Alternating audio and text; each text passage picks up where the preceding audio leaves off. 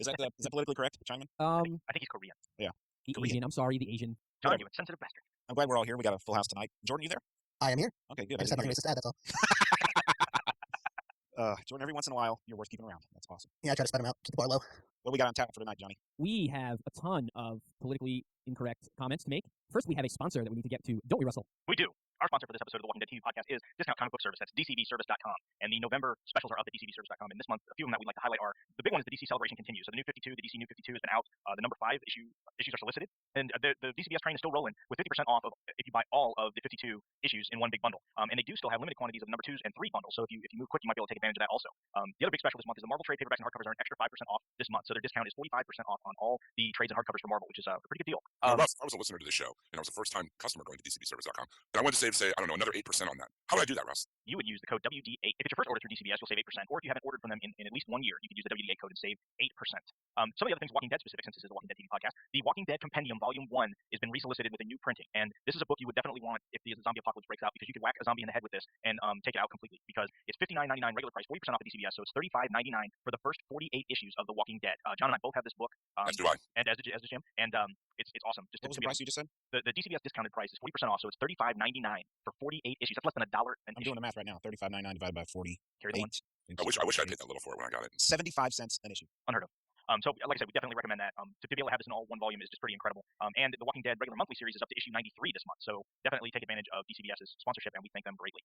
Very well. And if you take part in that DC 50% off special, you can use OMAC and Action Comics to line your birdcage, or perhaps... Or you can use Deathstroke to line your birdcage. Ooh. You're the only person I've heard say that about Action Comics. I didn't read it. It's comedy. Anyway. With air quotes. Comedy. John is speaking for me. Hey, comedy is not pretty. Well, before we get on with Cherokee Rose, we have to tie up some loose bloodletting ends. And Brad, I'm going to put you on the spot first because you are in charge of the emails for bloodletting that we received. Go. We've got 3 emails. One about bloodletting. It's from Thomas Earl. Hello, love the podcast. As I was listening to episode 42, a question entered my mind as some of you expressed greater interest in the stories revolving around Shane over Rick. Could it be, as readers of the comic books, that with Shane's brief role there, that to see him fleshed out on the small screen gives the book crowd a fresh viewpoint? Rick is a well-known personality and maybe less interesting to retread. Just a thought. Keep up the great work. Thomas, I think you hit the nail on the head. As I said last time, Shane has, and Russell too, Shane has quickly become a favorite character of ours. And at this point, he is more interesting to me than Rick. Rick is a known quantity for book readers, and Shane is not. So I think you hit the nail on the head with that. I think I totally agree, and I also think it has something to do with what they're having Rick do these days, which we talked a little bit about last show. For the last 2 shows, he's kind of been sitting at Carl's bedside, and we can definitely understand why, but it's been a lot less interesting than what's been going on with Shane. And he really has been a little bit of a different type of Rick than we saw in the first several issues of the book because of the whole Carl thing. This is a totally different Shane from the book, too, I think. Barenthal's really bringing the acting, especially. I wasn't here for the last, for the bloodletting episode commentary with you guys, but I just wanted to say I really like that kind of pseudo taxi driver scene, where Shane, everything that happened in the last episode where, his character's kind of really turned a corner that the character really didn't in the book, you know what I mean? Absolutely. Great. So thank you, Thomas, for that email. Brad, do you have another one that concerns anything previous to Cherokee Rose before I hit the voicemails? I have one about Save the Last One. That works. This is from Claudia Gregory, or Claudia Gregori, depends on, I guess, how you feel. Hello all, I just listened to your podcast. See, that was some of that dry humor that we learned about a few episodes ago. Hello all, I just listened to your podcast and I enjoyed it immensely. I missed listening to Jim's voice, though. It is awesome. Thank you very much. I want to comment on the scene where Carl has a seizure. It was way over the top. Children do not move like this when they are having convulsions. I know what I'm talking about, as my 8-year-old son has had 4 convulsions. It's very scary, but you have to keep calm and put him on recovery position until help arrives. So I wasn't very impressed with that scene. In regards with Shane, I wonder if the writers are preparing him for a doomed ending. He used to be my favorite character, but now I'm not so sure I want him in the next season. Maybe the writers want the viewers to feel that way about Shane. I keep thinking about that. I was very disturbed by his actions. Love your podcast. Keep doing it, Claudia. They were very disturbing actions, Claudia. From one viewpoint, I can see how that would be incredibly scary to see, but then on the other hand, it was either Otis or him. And what are you going to do? It's either me or that guy. Yeah, I would. I think coming up with that way out is kind of what shocked me. If I'd come up with it, I definitely would have done the same thing. I think anybody would. I don't know. Is that crazy? It's hard to say, man, because we're not in this situation. I've often said I would do whatever it took to protect my children, and maybe Shane was thinking about it that way. There was 2 people's lives at risk, Carl's and Shane's. So he had a lot to think about, I guess. Again, I really think that the Shane in the show is really diverging from the Shane in the book. And I really, especially with the end of this episode we're going to talk about now, Cherokee Rose, setting up this whole other subplot that could involve Shane, at the very end of the episode. We'll get to that as we get to it. Yes. So thank you, Claudia, for that. I'm going to hit some voicemails quickly so we can get on with things. Hey, this is Terry calling from Michigan. I wanted to give my feedback on the latest episode of The Walking Dead. So, let's say it was pretty good. I think it's been the best episode of the series so far, I think. I really like what they've done with Shane. I'm really glad that he's still included. And I think he was doing was the right thing to do to save Carl and himself. But I really think, it's gonna kind of haunt him and drive him nuts because he knows it's also the wrong thing to do. So I think it's just gonna really start to make him unhinged and become unglued and all that good stuff. And he's just gonna lose it. It's just gonna drive him nuts, having to kill that innocent man like that, who's even willing to help him, So look forward to everyone's thoughts. Thanks, bye. Thank you. I think there's some truth to that. As it turns out, we get right in the beginning of this episode, which we're going to talk about soon, that he's kind of having flashbacks and freaking out a bit already. So I think that might be the road that Shane could be taken down, definitely. Yeah, no question at all. And I think it's going to be interesting to see as the season progresses. His transformation, I think he's just going to slightly, get more and more unhinged. So I think we might be in for a pretty good treat as a season finale with Shane's character. So I'm just telling you that. Okay, here's one more voicemail for Bloodletting. Hi guys, this is the man, the myth, the legend, Kenzie Hayes of the Nerd Herd podcast. Just listened to your last show about what Shane did and how he treated Otis and all that kind of fun stuff. And I think Shane is cool and Otis is a victim. And I think they were wrong about him being the great guy or wherever you're going with that. I think Shane should die the way he did originally, quickly and quietly and be done with it. But good show. Love to listen. Keep it up. Love you. Bye. Okay, he said he feels Shane is the tool and Otis was the victim. I would agree Otis was the victim, but I don't recall any of us saying that Shane was a really good guy and we liked him. And no, we do like him, but I don't. We like his character, but I don't right. like him as a human being. Exactly. If Shane died a quick death, as was suggested, the show would be a lot less interesting right now. Now they might, develop these other characters better in the next few shows, and that might change our opinions a little bit. But as of right now, I think we agree that Shane's probably the most interesting character. Yeah, him or Daryl. Yeah, I wasn't advocating, and Ken, sorry if it came across that way. I wasn't advocating at all that he's a good person or that he did a good thing at all. I think the fact that he's making some interesting choices and now as we're seeing, he's being tortured by it, as well as the questionable choices he's made in the past are what's making him more and more interesting. And I think it adds to the show to have a character with that dynamic and that everybody's not just black or white. If they're bad, they're gone. If they're good, they stay. I think it's interesting to have characters that have questionable motives and questionable character to still stick around the show moving forward.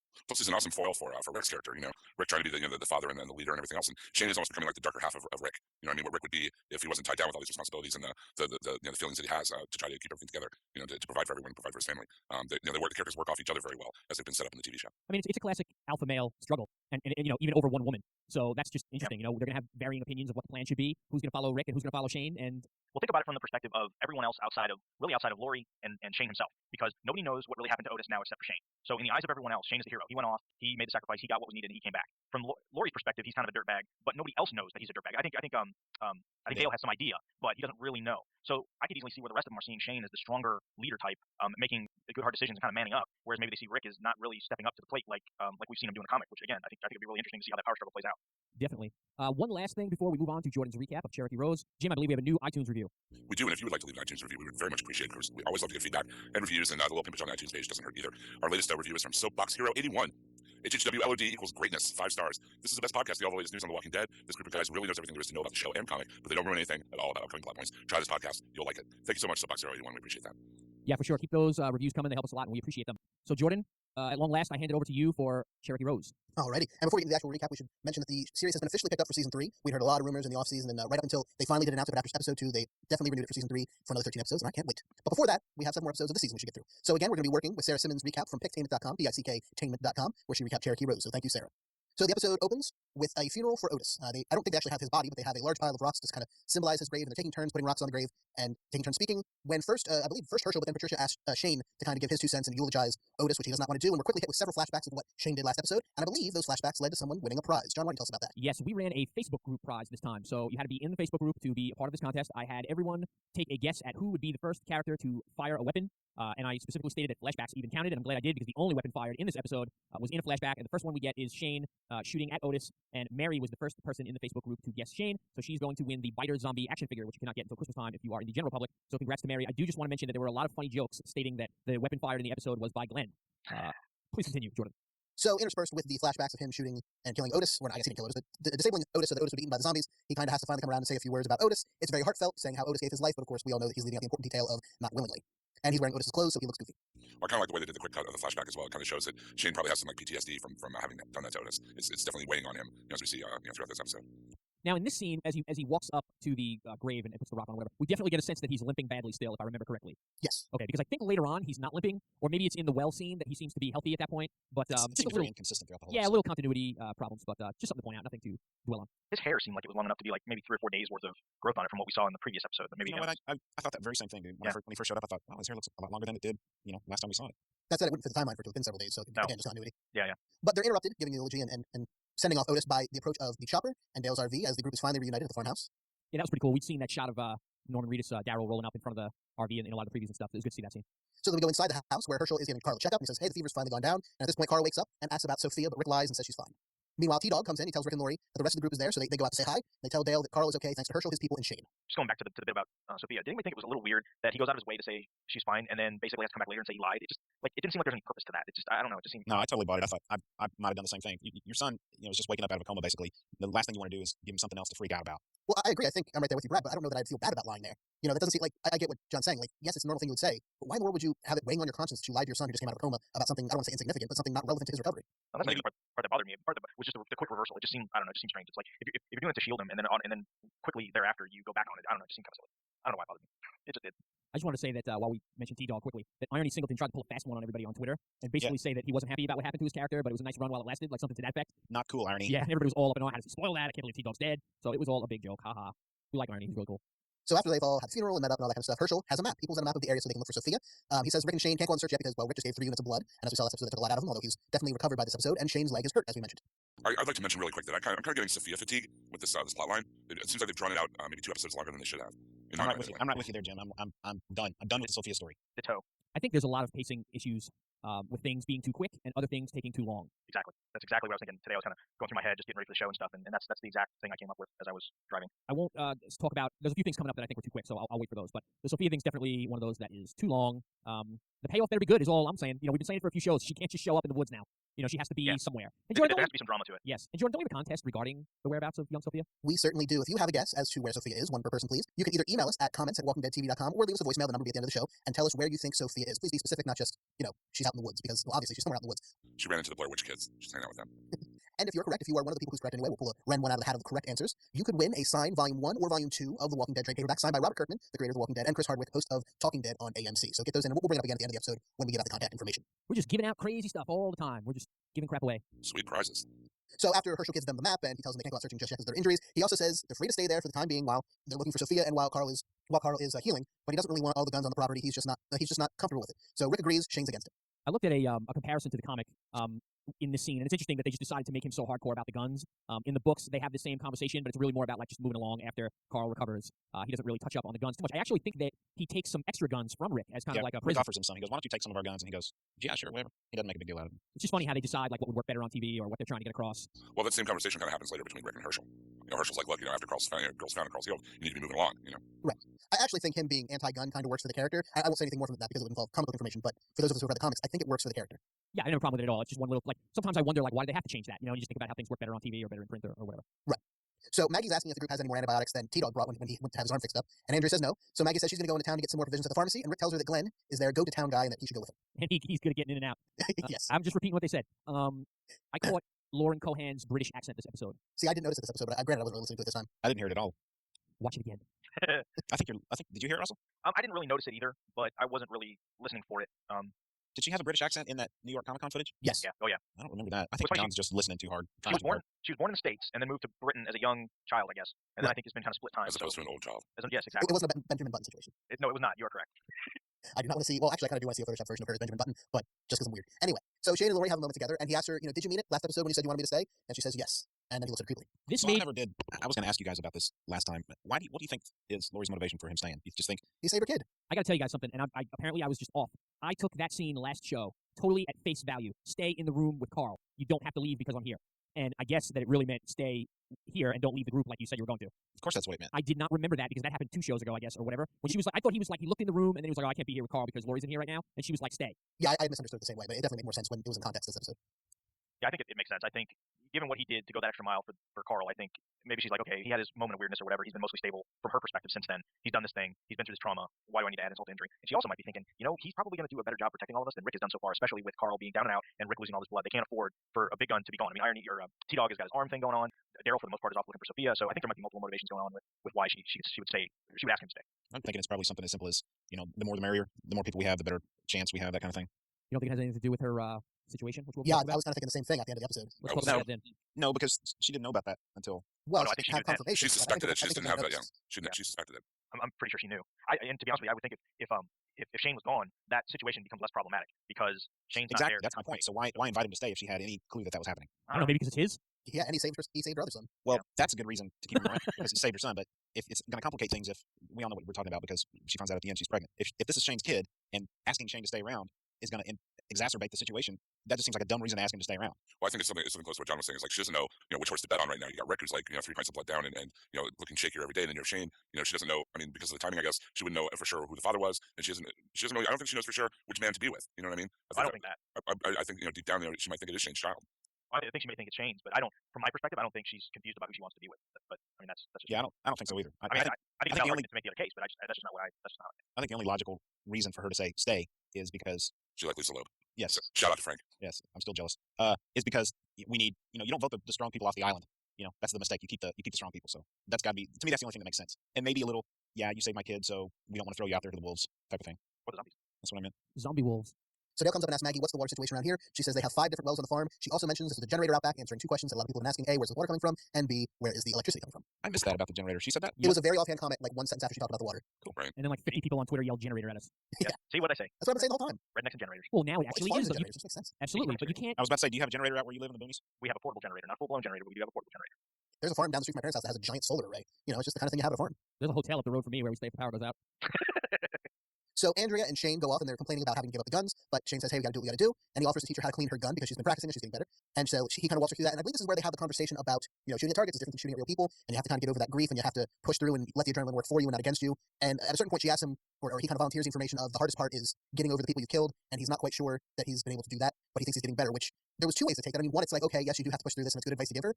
On the other hand, you just murdered a guy. This is not the kind of killing or shooting a person that we want you to get over. We want you to deal with it like you did at the beginning of the episode and have those flashbacks and feel the pain and not just become, a psychopath. So, I mean, it was supposed to be kind of this heartfelt, endearing scene, but there's a lot of subtext to it. Well, yeah, I mean, he's talking about what he just did to Otis, and she thinks he's talking about what she did to her sister in season 1. So right. They're talking across purposes about the same thing. I thought that was pretty interesting, interestingly written scene, like when they're kind of wandered off together to talk about that. Plus, she talks about her relationship with Dale, and Dale almost allowing him to die, himself to be killed in what was it, SR 51, the last episode of the first season, rather than Yes, behind. I'm sorry. SR 51. I believe that's a fighter jet. Isn't that the Blackbird? That's the other 71. I'm sorry. Anyway, Dale, when Dale offered to stay behind with her and die with her. I think they addressed that too in the scene. Right. By the way, this conversation happens a little later in the show where the 2 of them and Sophia's mom, Carol, are off walking, searching. It's not on the farm. Oh, okay. Yes, Sarah. I think Sarah let that part out of her recap. That's why I wasn't 100% sure. But so Daryl goes out to search for Sophia on his own because Rick is several. Did that noise come across? Sorry. Yes. So Daryl's leaving to search for Sophia on his own because, of course, Rick is down several pints of blood and Shane has a messed up knee. So Rick kind of grabs him as he's leaving and says, "Hey, now that we're more organized, Daryl, you don't have to feel obligated to stay." But Daryl says, "Hey, my other plans fell through," and he continues walking away. Yeah, this one was a little weird for me because Daryl has been so into being part of the group in the last few episodes, and here he's real annoyed. Like now all of a sudden he's ticked again that they left Merle. And did you guys get that a little bit? Like all of a sudden Daryl's ticked off again. I thought it was weird, but more weird that Rick was being like, "You can leave," because he's been so helpful, even though I guess Rick doesn't know that. I didn't get a sense of annoyance out of Daryl, anything other than Rick for saying, "We don't really need you anymore." Yeah, that's what I took away from it was that I thought it was very bizarre that as much as Daryl has been helping and being part of the group, that he would be like, "Okay, we're done with you, bye. If you want to take off, go ahead." I thought he was more annoyed at Rick than he was about Merle or anything. I think Rick was giving him an out because of what happened to his. He still felt bad about what had happened to Daryl's brother. That's why he said, "You don't owe us anything." Because he's thinking we left Merle on a building and he's gone. Now he's missing a hand. And if I was Daryl, I wouldn't want to be around these numbnuts either. So I kind of took that away from that conversation. So Herschel comes out of the house and he tells Rick that once they find Sophia, you need to move on. You can't stay at the farm. Meanwhile, Lori gives Glenn a list of things they need from the pharmacy, and then she gives him a separate note with an item that she asks him to be discreet about getting. All right.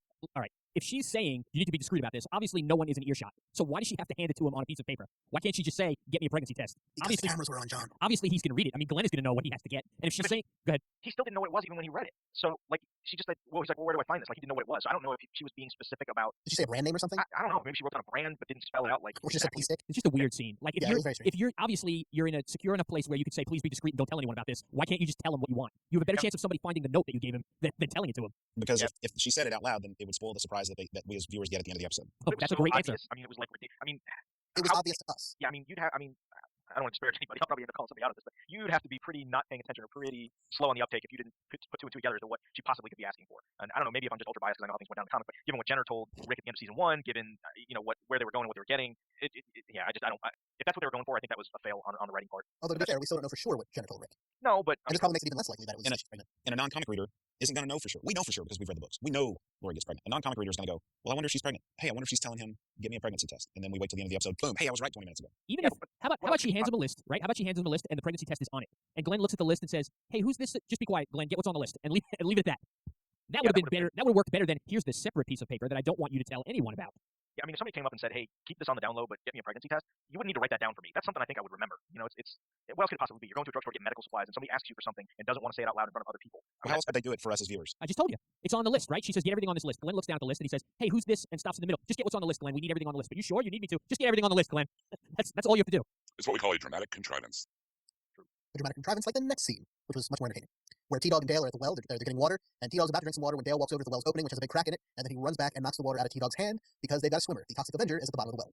Yeah, Uh, or this- Quato. Yeah, it's kind of Or a as- mix of the two, yeah. or as Chunk. Yeah. Chunk from the Goonies. or as I wrote this on, I was kind of going between Facebook and Twitter while the episode was going on, and I said, is that a zombie or Quato? And Andrew Bailey commented back and said, zombie Quato. Yeah, yeah. And Lynn, who's a big Twitter follower of ours, sent a picture of Quato, and it's pretty close. Quato's a lot smaller. A little bit. But the faces look very similar. Reminds me of the Southern lawyer Quato from Venture Brothers, right, Jim?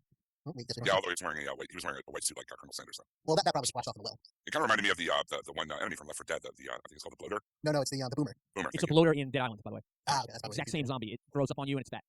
Did you guys see the behind the scenes bit that they had on the AMCTV.com about the swimmer?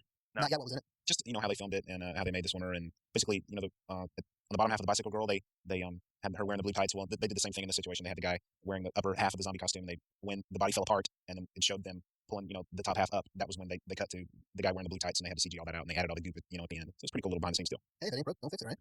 I loved this whole sequence. It was just, I mean, we'll get to it because Jordan, I know you're not done recapping it, but it was just a lot of fun. No, I agree. I mean, like I said, it's another plot contrivance. You kind of just have to go with it, but it was incredibly entertaining. So T-Dog had the best line. Yes, he did. But I think T-Dog had the best line, but Glenn had the best moment. Oh, But no we'll doubt. get to that. So everyone gathers around the well. They decide, well, they can't kill it, even though T-Dog wants to. He just wants to shoot it in the head. They say it's going to contaminate the water even more. So at first they lower a canned ham down on a rope down to the zombie to try and tempt it, and it doesn't have any interest in the canned ham. So they decide, let's go with some live bait, and they lower Glenn down on one rope with another rope he can kind of lasso the zombie with. Poor Glenn. The first thing I thought was, man, he gets all the crap jobs, as we would say. Stupidest idea ever. How come this has never been on Dirty Jobs? And I love the scene where they're like, well, we're going to have to use some live bait, and they'll kind of all look at Glenn. Yeah. And the reaction shot of Glenn is like, why are they all looking at me? Well, and then when he's down there, Maggie asks if he's okay, and he says, yep, living the dream. As they're lowering him down, I just kept picturing Wile E. Coyote, like when he can't get the avalanche of rocks to start falling, so he starts jumping up and down the rocks, and then he holds up the sign that says, "What am I doing?" So when they're lowering him down on the rope, it's they're using I guess that was the pump they were using to kind of give more tension to the rope, so they can lower him down around that. But then it pops out of the ground. It's not very well secured, and Glenn falls about 20 feet, almost just inside the zombie's clutches, but not quite. And they have to really scramble to get him out of there.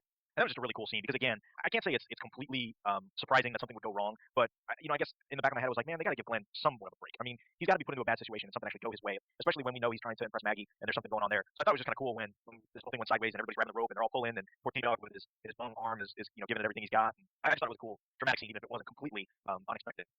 So they finally manage to pull Glenn out as he's freaking out the whole time. They pull him out, and they're trying to think, well, what's their plan B going to be? I don't remember if he says plan B or what, or there's no need. But then they look down and they see that even in all the craziness, he managed to rope the zombie, and he walks away looking very triumphant. Yeah, that was a great line. I wish I remembered what it was. So meanwhile, Daryl's out hunting for Sophia, and he comes across kind of a dilapidated old house out in the woods, and he goes in there with a crossbow and hunts around, kind of scanning all the rooms, checking out. He finds what looked like cat food or sardines or something. Sardine can. And looked pretty gross, but maybe someone was eating in there. And he thinks he hears a noise in the cupboard, and he opens it up and sees there's no one in there, but there is a blanket and a pillow. And then he leaves the house, Yeah, and he this sees some Cherokee roses out on the lawn. is another one. Like, I don't know, maybe it was just too quick, or I don't know, give me a zombie or something walking around. It just seemed like, I don't know, it was weird. He's hunting in this house and he finds some stuff, and then he's out now and he's picking flowers, and he doesn't tell anybody that there's a bed and then he found stuff in the house. He doesn't take any of the food he found. I don't know. Also, they have like a lot of setups for scares that never happen. All the very tense, him, with the crossbow going from room to room in the house. But I mean, nothing came of it. Yeah, I was sure we were gonna get one zombie kill out of the scene. This whole house is never brought up again in the episode. A lot of people were upset about that. Assuming he saw some sign of what could have been Sophia. Why didn't he tell her mother? I mean, I think he come up with many good reasons why he didn't tell her mother. But why didn't he tell anyone? My guess is that this is Merle, or this is something else. He knows it's not Sophia, but it's something that he doesn't want to alert the group to for whatever reason he might have. Yeah, it could be. I guess when we get to the part with him and Carol, I'll talk about that a little more. But he could know something that he's not letting on to. I think that would make more sense than just deciding they didn't need to know. It's one of those things where we could spend 20 minutes talking about it, but within like the first 15 minutes of next week's episode, they'll answer it, and all of our arguing will have been for nothing. It did kind of appear to me that he either, I don't know, it's hard to even put into words. I kind of got the feeling that while he was walking through the house, that he was understanding what he was seeing, that something was familiar to him, and maybe it is a Merle thing. Maybe he was seeing, maybe Merle loves sardines or something. Yeah, I was going to say the same thing. Maybe it's just something that we haven't been, that as viewers, we're not privy to, but it could be simply addressed in like Jordan said in the next episode. I walked through this house and he's telling Rick or Shane or whatever, I saw this. My brother eats sardines, and I saw the sardine can, whatever. Things like that. I would hope that they wouldn't just totally ignore. Well, I don't think it's Merle, because he even makes the point when he talks to Carol and relays the story to her that he says specifically, like, I know it wasn't my brother that was through there because of the bad things he's done, but if anybody was went through there and would have. Well, he said he knew the rose wasn't for Sophia or for Merle. Right. But I don't know that necessarily equals he knows Merle wasn't in the house. Well, that's true. Yeah, I guess you're right.